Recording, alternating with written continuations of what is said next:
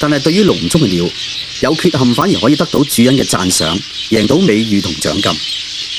繁殖人利用佢哋極快嘅繁殖速度賺錢，控制佢哋嘅顏色同埋體型，甚至係佢哋嘅體態，同埋刻意咁誇大佢哋部分嘅特徵。由非自然嘅選擇做出非自然嘅完美。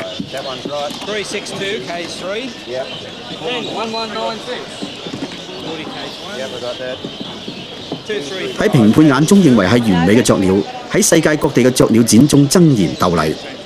好多澳洲嘅繁殖人花大量金錢喺參賽嘅虎皮鸚鵡身上，有啲喺歐洲經過100年受控制嘅繁殖之後，體型比本地嘅野生親戚大2倍。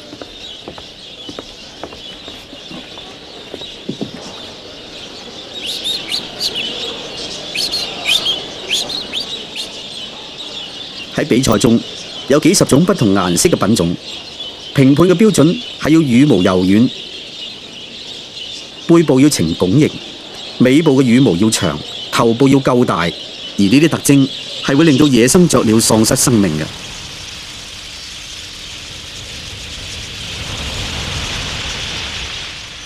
喺灌木叢中比較突出嘅雀鳥會成為獵鳥嘅目標。喺格拉哥利湖，佢哋嘅數目已經回復原來咁多，草嘅種子亦都快食清，係時候要上路啦。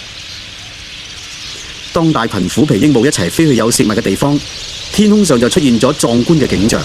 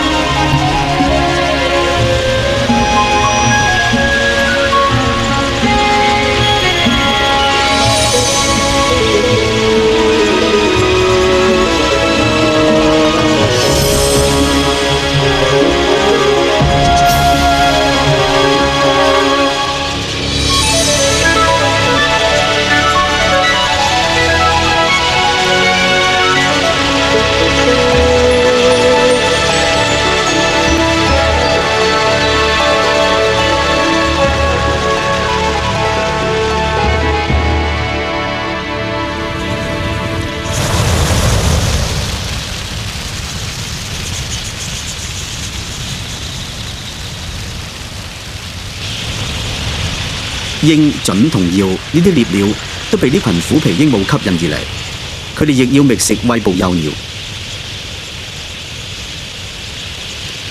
一隻隼想揾啲同同伴走散嘅雀鳥，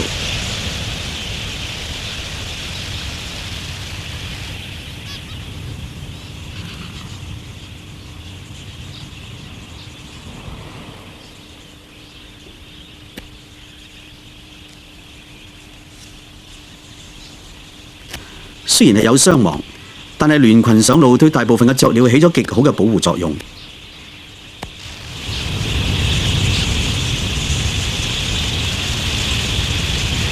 喺同伴包圍之下，任何一隻雀鳥被選中為襲擊對象嘅機會都會大大減少嘅。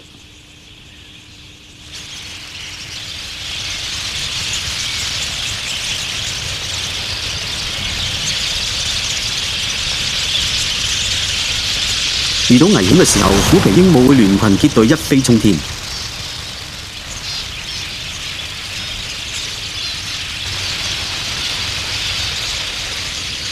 佢哋會隨時改變方向，令獵鳥無從入手，難以集中搜尋一個目標。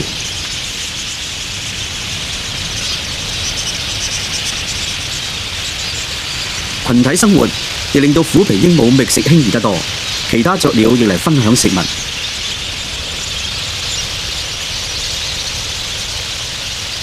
佢哋喺呢度可以慢慢進食，因為有更多對眼睛一齊提防危險。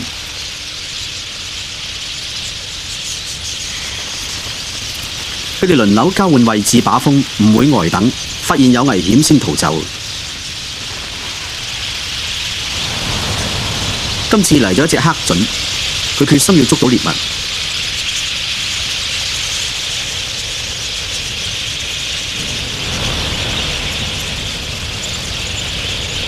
佢一次又一次咁進攻，企圖沖散鳥群，捉同大隊走散嘅雀鳥。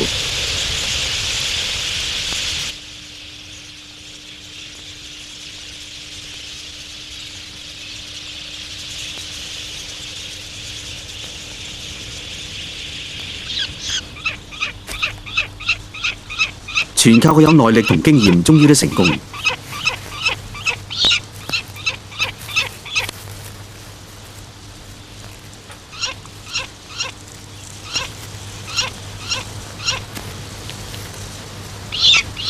被獵鳥殺死嘅虎皮鸚鵡數目只係好少，澳洲嘅嚴峻氣候只係虎皮鸚鵡嘅殺聲。